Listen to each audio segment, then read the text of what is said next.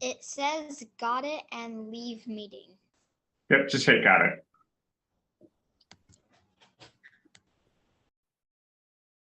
All right. So welcome in, guys, to our second Zoom lesson.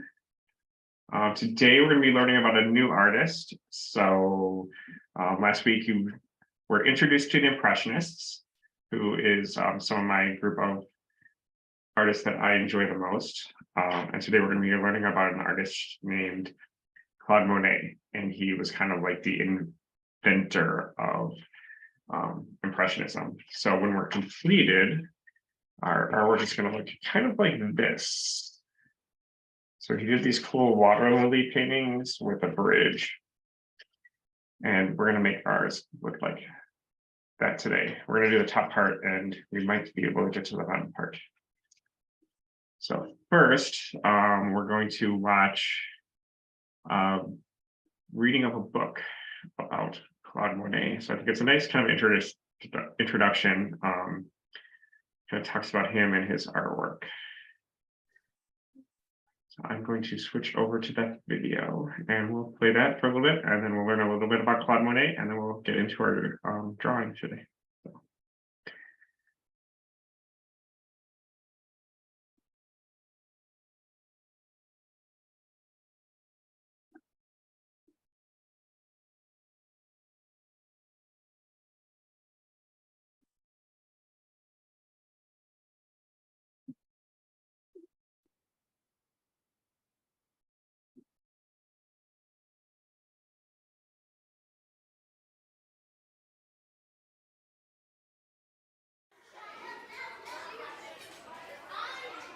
The Magical Garden of Claude Monet by Lawrence Anhold.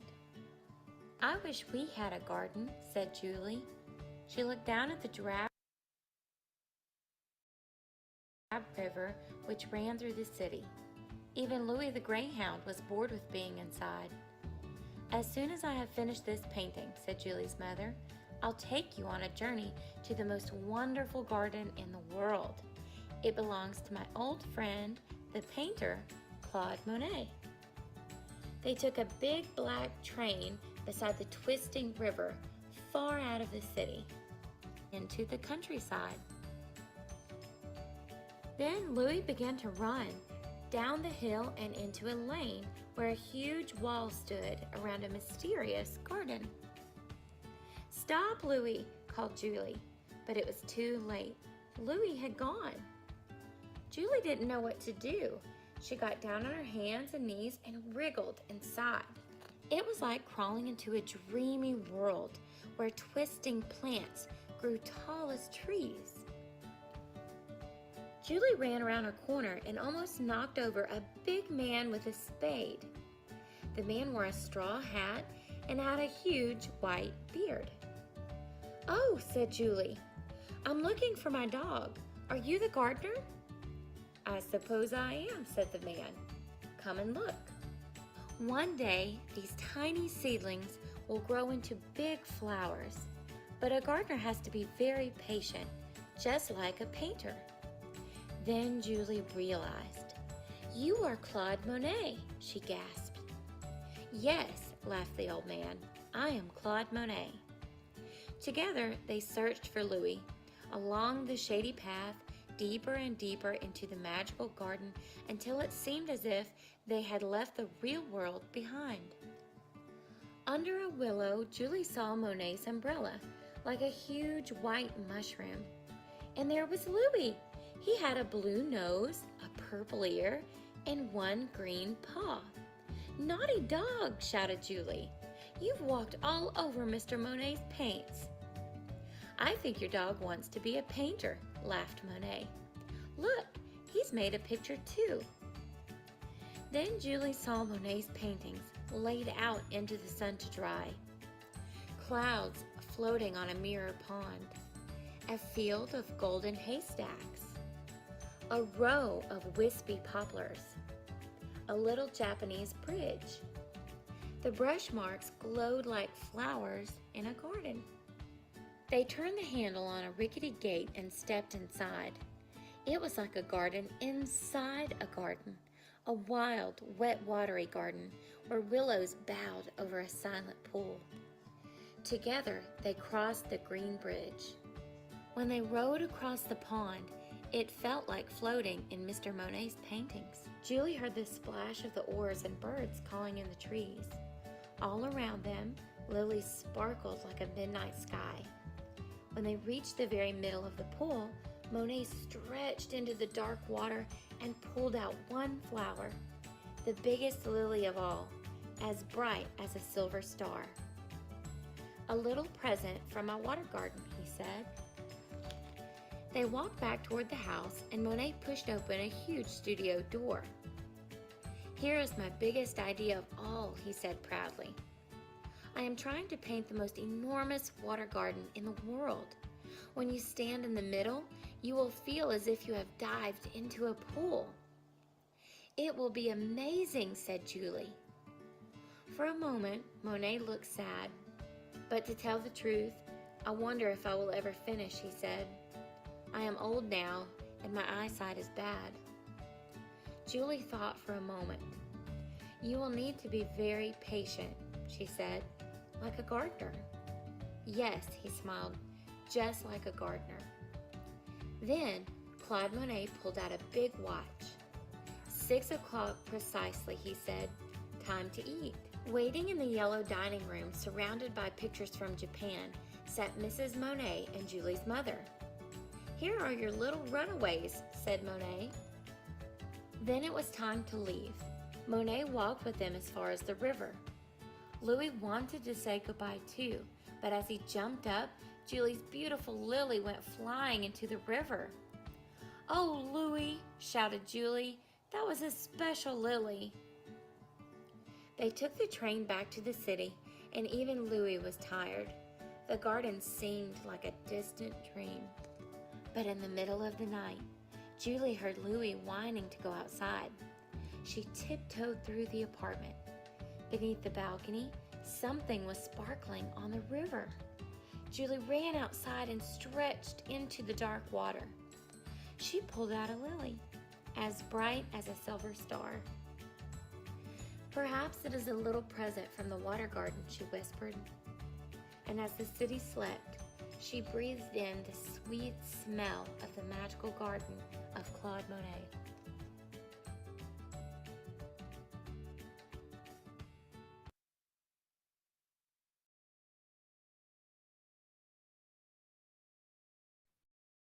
There's a little video reading a little book about Claude Monet.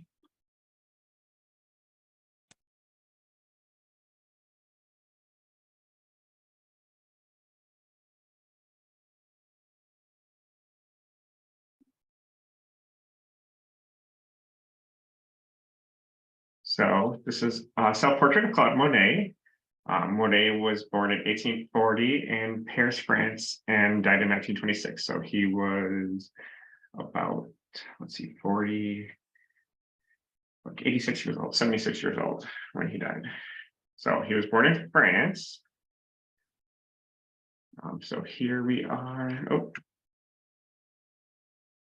Over here in Arizona. France is all the way over here in Europe, in the middle of Europe. So this is his painting called Impression Sunrise. And this is where we get the name Impressionism. So he painted this, and instead of doing a sunrise where people usually, or artists usually had big bright sun, he painted it really fast. And you can see these quick brush strokes, and the boats are really kind of, the boats are just kind of like silhouettes. So if we look at Monet's paintings close up, along with a lot of the other Impressionists, they look really fuzzy close up. But if we zoom out, we can see that he is painting different things. So he has painted some water lilies and a bridge and a background. So the artists, the Impressionist artists, they started to move outside and paint outside, and that was very different from artists before. The traditional artists painted inside in the studio, and they painted still lives or models of people or religious paintings. And landscape paintings weren't really considered high art. The art critics didn't really like them. They thought it was more like decoration, like we think of going and buying a poster, like at Walmart or Target and throwing it up on the wall. That's what they thought landscape were. And the Impressionists said, no, we can go outside and paint, but we have to paint really fast though, too, because we can't control the light. So one thing that they'd like to do is go outside and paint the landscapes and focus on how the light was. So they would go to the same place at different times of day, different parts of the year, and paint it, and they would have totally different paintings. So here's a painting that is in kind of like the summer. And here's when they went back and did those same haystacks during the winter. So it's got snow on top of those haystacks. It's very kind of like cloudy.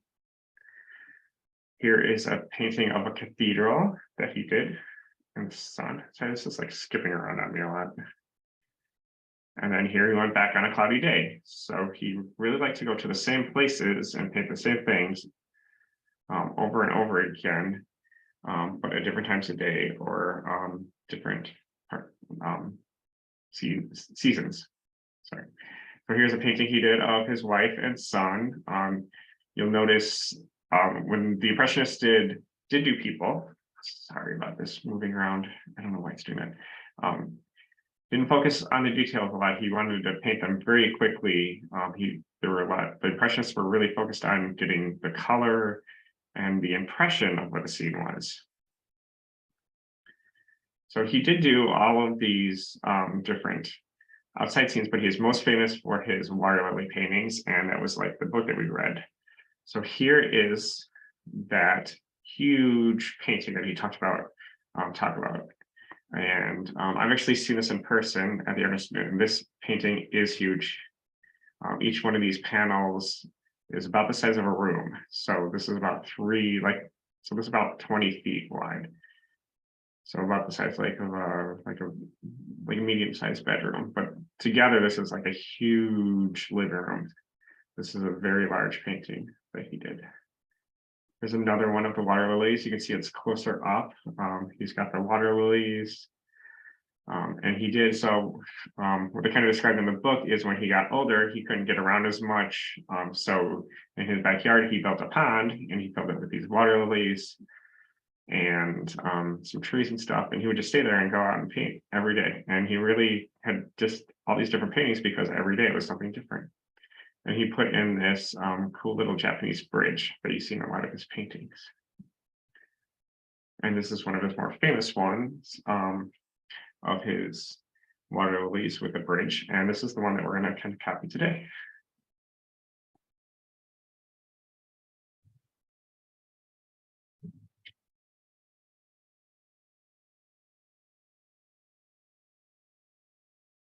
All right. So now you've learned about Monet. We're going to make our own Monet drawing of the water lilies. So you'll need your markers. I'm going to kind of put those to the side here. And you'll need a paper. So at the end, I'm going to do a reflection. That's why when I had in some of the instructions to different liquid starch, if you didn't have liquid starch, that's totally fine. We're just going to do that drawing. And then I'll show you how we use that liquid starch at the end to make something cool with it. So you have your piece of paper. We're actually going to fold this in half this way. So if you have it landscape wise, we're going to fold it in half like this way. I can't fold mine in half because I'm using my notebook. Not my Okay, notebook. Little journal thing to draw in. Okay, so if you can't fold it in half, just kind of draw a line down the middle, or you can just use the whole thing. Because if you are using the notebook, then you won't really be using the liquid starch. So you can just use the whole sheet of paper. So I'm just folding this in half because we're going to be doing the looking at the end with the starch. So if you aren't able to fold it, that's totally fine. What's cornstarch?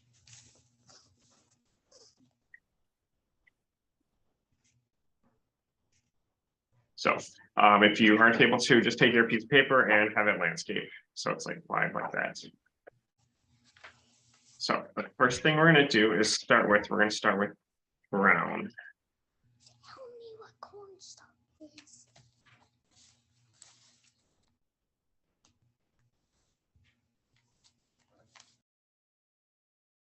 Take my brown marker here, and we're going to draw the bridge. So I don't have a brown. if you don't have a brown, you can use black. Okay. Black. Yep. Yeah. I have something close to brown. That's fine. Whatever you have close to brown or black, or if you have gray, we're just going to make a bridge. So, so our bridge is going to start doing kind of a hill shape, kind of near the top. You can watch me do it, and then you can kind of start. So, not a huge curved line, just kind of a curved shape like that.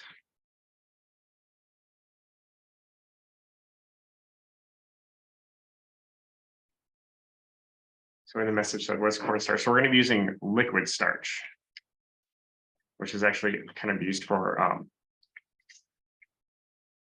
cleaning your clothes and stuff. It's to starch your clothes, but we can use it for a cool art thing. And I'll show you at the very end what we're doing. So we have our start of our bridge, and right below it, we're going to draw another curved line following it. It's going to be the bottom half of our bridge, and then we can go and kind of fill this in a little bit, each one. Make it a little thicker, those lines a little thicker.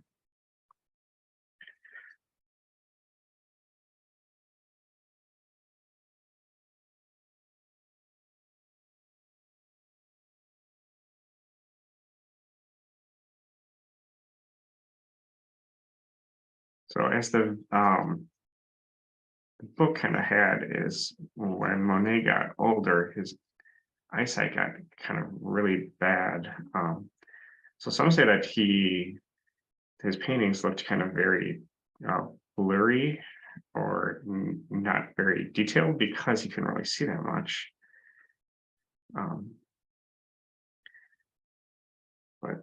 And he also did those really big ones at the end, that was also very new for the time. Painters pretty much worked in about the size of a sheet of paper, maybe a little bit bigger at the most. No painters had really gone very huge, like huge rooms full of paintings. So it was very new too for the Impressionists. So now we have the bottom part of our bridge and the top part. We need some slats to keep this bridge together. So we're going to do up and down vertical lines, and we're going to try to space these evenly apart. We're just going to go from one side to the other.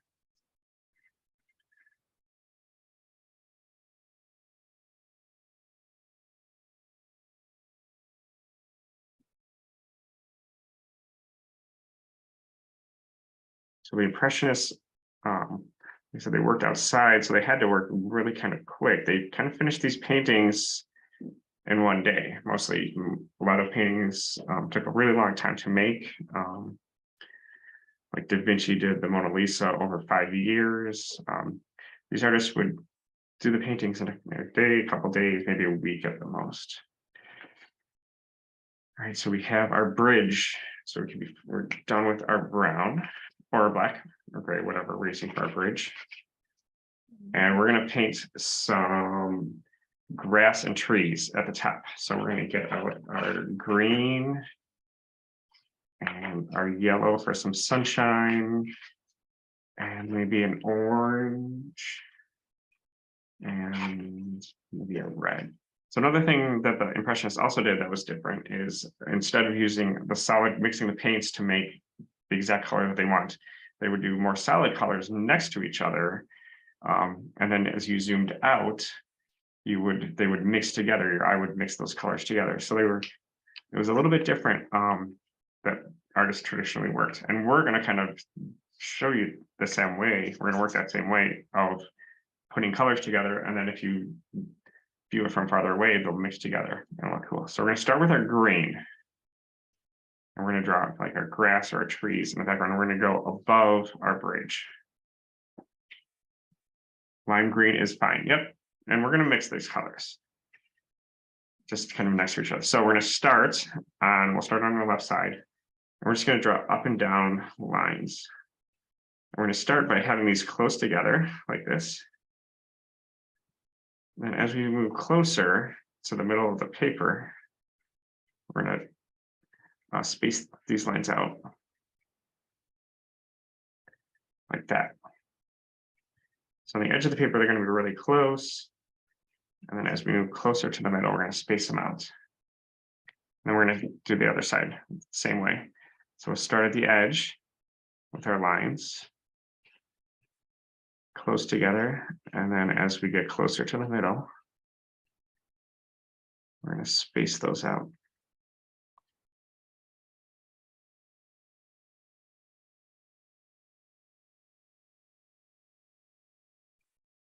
All right, so like I said, the Impressionists like to use, when they painted, they used more solid colors next to each other. So we're going to take our orange. Mr. Laundry, Yes. the only colors I have is black, red, orange, yellow, and blue. Okay, so you can use blue instead of the green Okay. for this, for the grass.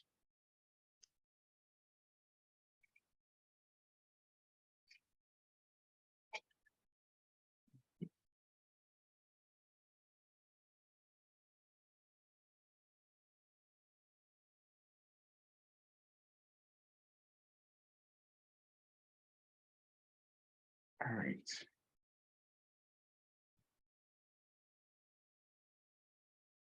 What's starch? So starch is, I'm not really sure what the technical, what it is. That's a good question. I'll have to look it up. All right. We have our green at the top, or whatever color we use, and we're going to use our orange, and we're going to go in between our lines.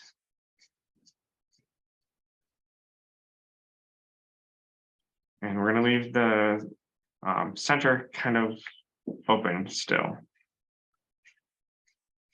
So again, we can use these a little bit closer. And then as we get closer to the middle, we can leave it open.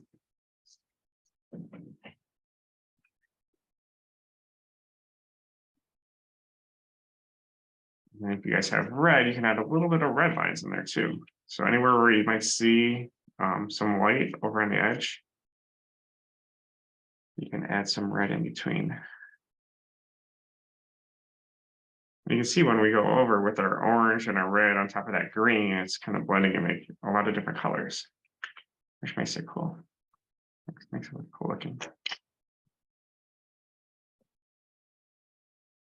And finally, we're going to fill in our sunlight coming in through the top. So the sunlight's kind of coming through the grass and through the trees.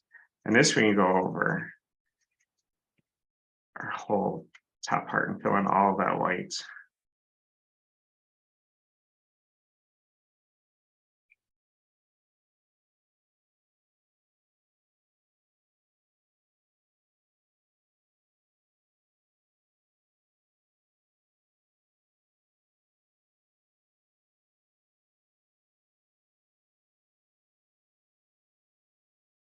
There we have our bridge and the top part, our grass and stuff above. So we need to make our water area. So actually, we're going to do our water lilies. So we are done with, let's see, our orange, our yellow, and our red. We're going to keep our green out. We're going to need our green for our water lilies. My orange, yellow, and red away. We're going to need black, blue. Again, if you guys don't have these colors, just try to kind of pick whatever's closest. Purple and pink. If you don't have pink, you can use red. That's totally fine.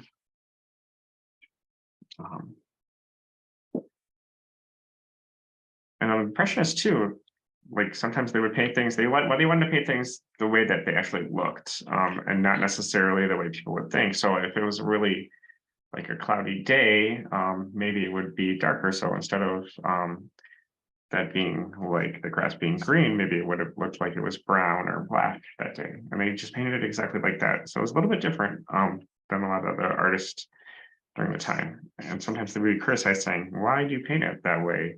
It doesn't look like how it's supposed to. And they said, well, this is what it looked like in real life. So we're going to draw our water lilies in first. So I got my black marker here, and our water lilies are going to go so here's one I did before, and this is going to give you an impression of what our water lilies are going to look like. So our water lilies, we're going to paint all at the bottom here with our black. We're going to do the outlines. So the first, we'll start with the flower part of the water lily. So very easy to draw. We'll just draw a U shaped, and then a zigzag going in between it, like that. And that's the flower of our water lily. And then we can draw the pad, the lily pad. And the lily pad is just a big oval. But since we're looking at it sideways, it's kind of flattened out. It's kind of like a flattened out oval. Kind of like that. And you're going to want to draw it kind of like squiggly a little bit. There's like it's sitting on top of the water. And now we can just draw a bunch of different ones. We can, in the background, we can draw smaller ones since they're further away.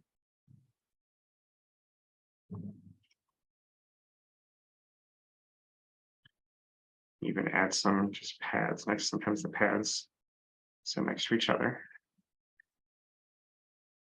They're closer to the bottom. You can draw them bigger because they're closer to you. Some perspective. Do that perspective lesson last semester. I'm just going to kind of spread these out around in the water. You don't have to put them exactly where I'm putting them. You can put them wherever you feel like feels like water lily should be. And you can do them off paper too, which is fun.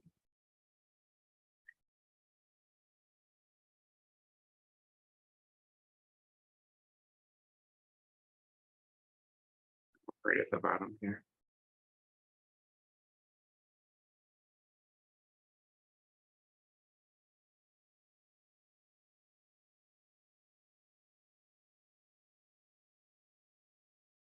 All right, I'll give you guys some time to do your water lilies. You don't need too many, but you want kind of enough so that your water isn't just water. You want to have some, be able to see some of those water lilies.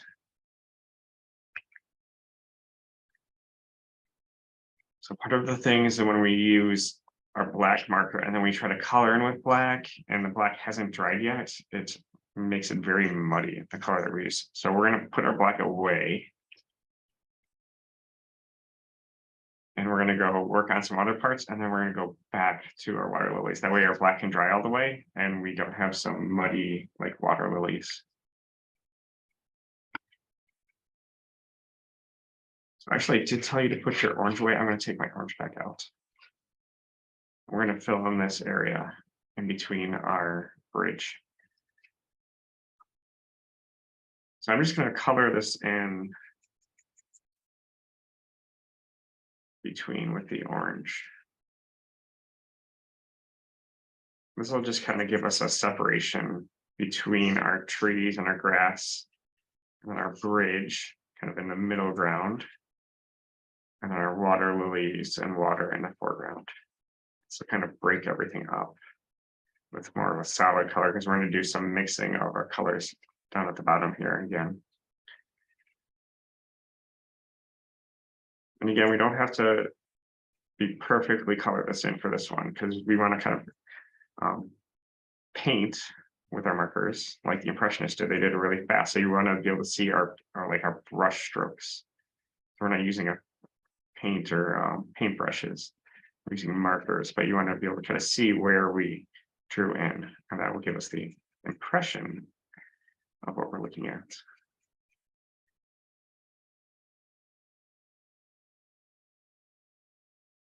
So I'll leave a little bit of white. If we have time, we can go back and fill out a little bit more details with that too.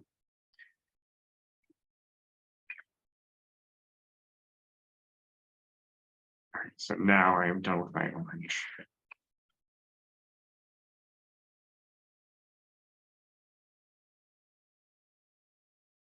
All right, let's see how our black is dried yet. I'm going to do a test really quick with one of these. All right, still kind of wet there. All right, so we'll work on our water. So I'm going to grab my blue and we're going to fill in our water. So just the same way that we filled in our grass and our trees up at the top, we're going to use a couple colors to make our water. We're not going to just do it totally blue. We're going to want to have a bunch of different colors. So we're going to use our blues and our purple. I only see the purple on here. This is purple and this is blue. If you have two different colored blues, that works. If you don't have a purple or blue, use those cool colors that you have. So we're going to start with our blue. So we're going to have mostly blue, but we want to leave some space open so we can put the purple in. And we're going to pretend like we're painting with our marker. So you can hold it kind of like sideways. You can say kind of holding it. I'm not kind of holding it like a pencil and doing a line like this. I'm kind of holding it sideways and using the side of the marker. And be careful not to paint into your water lilies, but you want to leave some light because we're going to go back into that with our purple.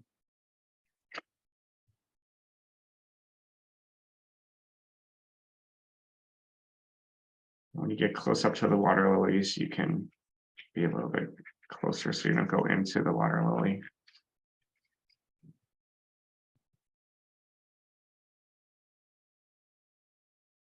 And we're kind of drawing or coloring just like how the Impressionists did, really quick. Putting that blue down.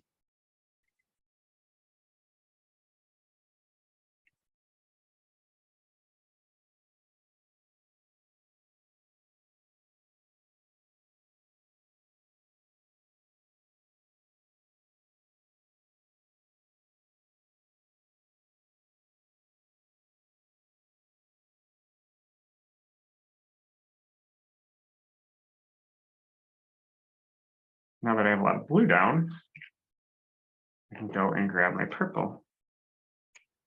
And I can fill in those spaces of the white that I missed.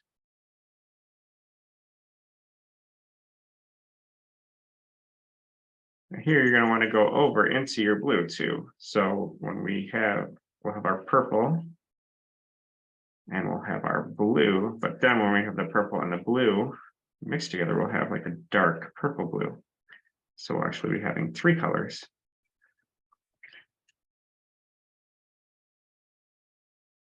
Just be careful when you go around those water lilies not to color into them.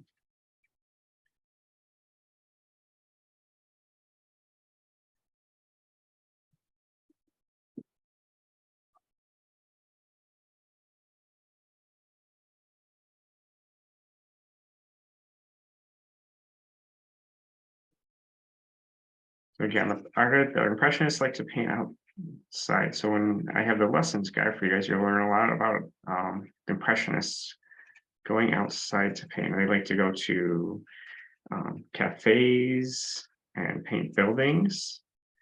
And even the people that they painted, will learn about the artist Renoir next week. And he did like to paint people, but he always painted them outside. He liked to go to cafes and to parties and paint the people. And you notice when he painted them, it was very fast. You didn't really have exact features of people. So it's a very different way of painting away from the traditional artists that the Impressionists did. And a lot of modern art from that point on is kind of like been based off of the Impressionists. So art got kind of more and more abstract or less like real life. And that's how we kind of have what modern art is like. And that's kind of what we're going to be going over this semester is how artists took more and more liberty away from what was real life and painted kind of more emotion and things that they like to paint out of the imagination. The surrealists like to paint the dreams, which is really cool. And also the advent of the camera came around at this time. It was more readily available. So people didn't really need to have a painter paint a picture of them. They could just get a photo taken. So there we go. Let's try to raise it up. Purple and the blue on my camera do not show up as well as they do in real life.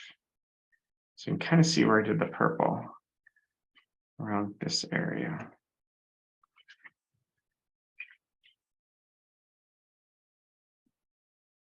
Now we can go in with our water lilies because I think our black should be almost dry. And I'm using pink. If you don't have pink, you can use red. For your water lilies, you could even use yellow. And I'm just going to color in the flowers with the pink.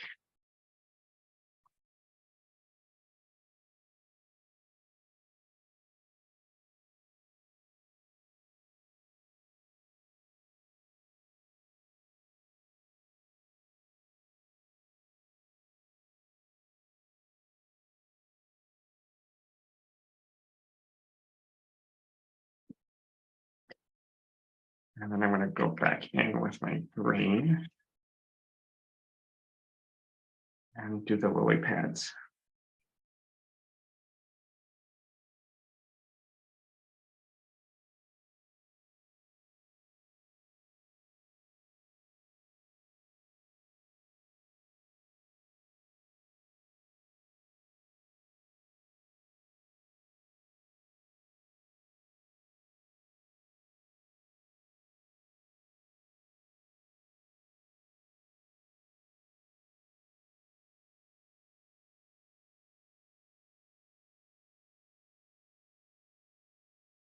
Yeah, after we're done, if you guys want to go in and add a little bit more different colors to things. Add some yellow into my yellow lily pads. You can add some different colors in between your bridge there. Draw some more. You can make the bridge a little bit more detailed if you want. That's up to you guys. If you want to kind of fill in the whole thing as best you can.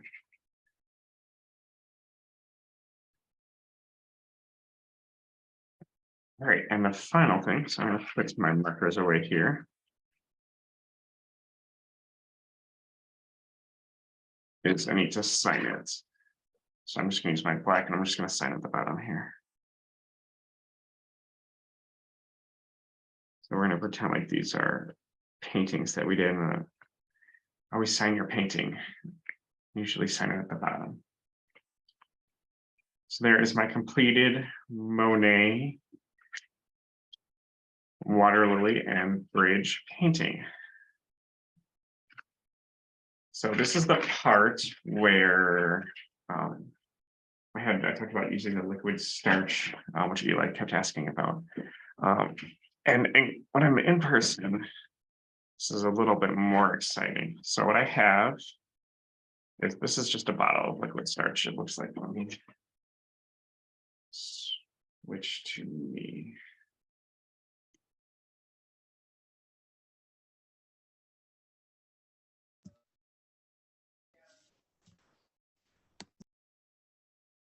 What are you supposed to do with the purple? The purple you can color in with the blue for the water. On my screen, you can't really see it. It just looks like I did a bunch of blue. I'm gonna try to. What color did you use for the things on top of the lily pads? I used pink for that. So I have pink for the flowers and then green and yellow for the lily pads. Flowers? I thought that we were supposed to use markers, not paint. Or yes, markers. But we're kind of like pretending like we're painting with the markers. Yeah, but what color did you use? So I used pink for the flowers, Oh, I don't have pink. or you could use red, will work, or orange or yellow. Just use like a warm color. So our reds, pinks, yellows, oranges.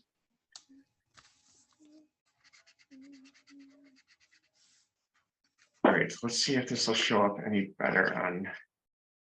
So you kind of see it shows up a lot better on here where I did the purple and the blues, and then you can see where I overlapped my purples and blues.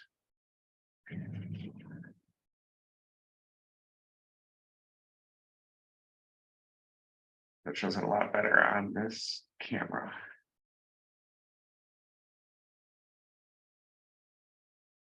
All right.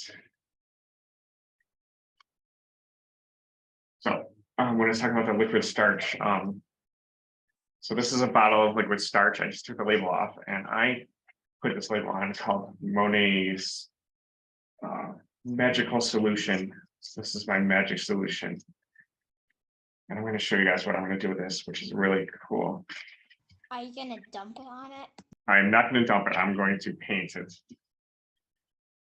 So I'm going to go back to my camera of the drawing. You're gonna paint it into the picture? I'll show you guys. So let's go back to here.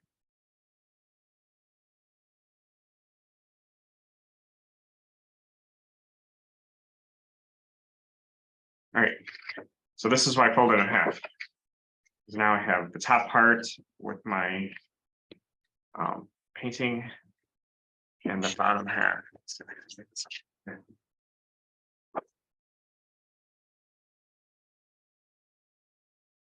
So I'm going to take, I poured out my liquid starch into this.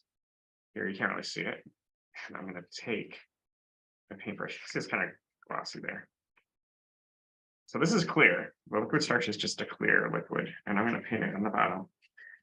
For you guys, you guys really can't see this, and I'm just painting this at the bottom. So if you guys do have liquid starch, and you did kind of bring it along for this lesson, this is the part where you'll be painting this on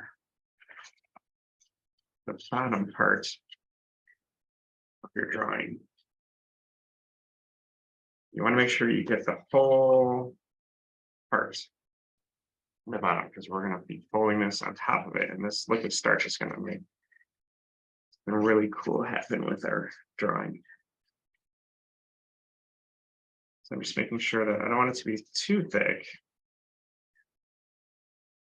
I want to make sure I get the whole thing. Painting this on. Let's get the whole thing painted on.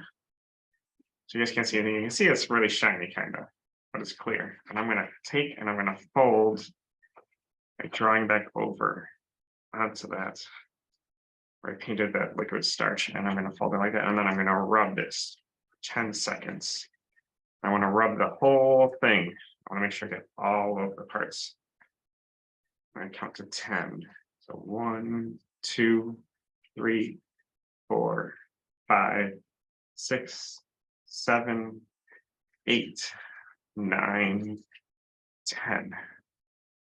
And then when I open this,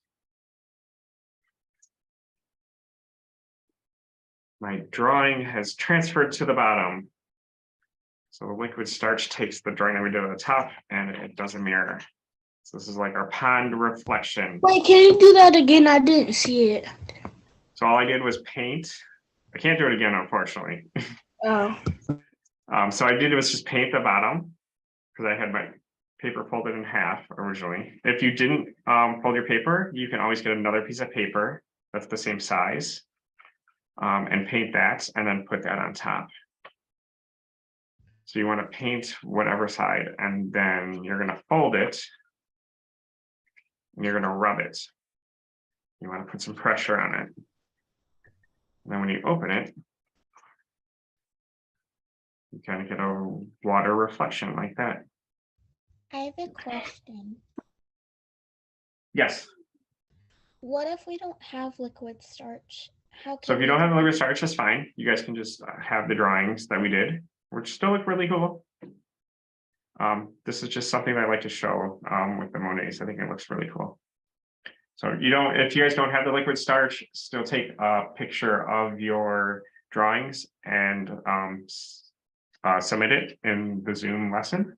That's on the school's PLP, so I can give you guys the full credit for doing the extra credit. And your guys's Lorex's from last week were totally awesome. I love them. You guys were so creative. Everyone's like Lorex looks totally different with the background of the trees. So I'm sure all your guys's Monet, water lily, and bridges drawings, paintings are going to look very cool. I want to make sure I get everybody's attendance here.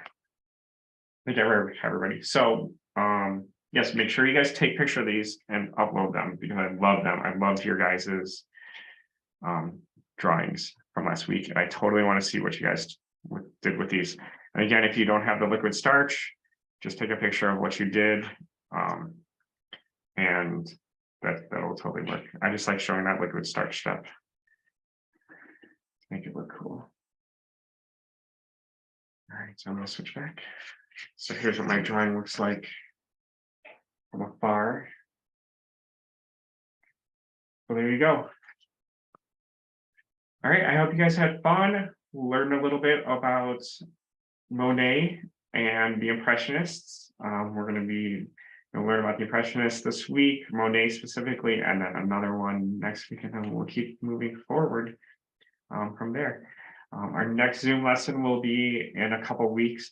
Oh, also, another reason to send me what you did today is because this will be considered your assignment for this week. So you won't have to do the art studio assignment for this week if you submit this to me. I will put this in for the grade for that. So you won't have to do the assignment this week is the same thing, but with crayons. So you don't have to worry about doing that. I'll put this grade in as soon as you submit this to me. I will put that in for the assignment for this week. So you've already been done with the homework part, the art studio part of the homework for this week.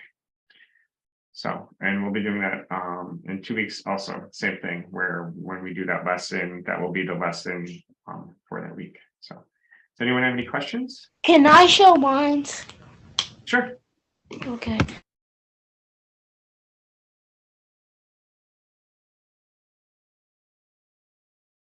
me paint yours.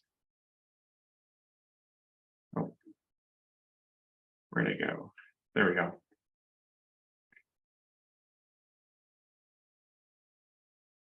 All right, this is Sam's. Great job, Sam. I love it. You even have all the markers and it still looks very cool. I like it. Does anyone else want to show theirs? Sorry, I forgot last time too. I'll show mine. All right, go ahead. Oh, I don't want to keep jumping around. All right, this is Ariana's. Very nice. Awesome. You did a really good job of mixing your colors too. I just kind of messed up because some of the colors were darker than others. The purple was darker than the blue and they wouldn't blend together, so it's kind of wonky looking. Can your camera turned off, Zoe? There we go. I think that looks really nice. I like it. Looks very good. I saw you did some in between the bridge, did some different colors too. So all right, anybody else want to share theirs? And I do like that everyone's that shared theirs looks totally different. So I'm very all right. We got Eli's. Eli one. Very nice, Eli. I like it. Very cool.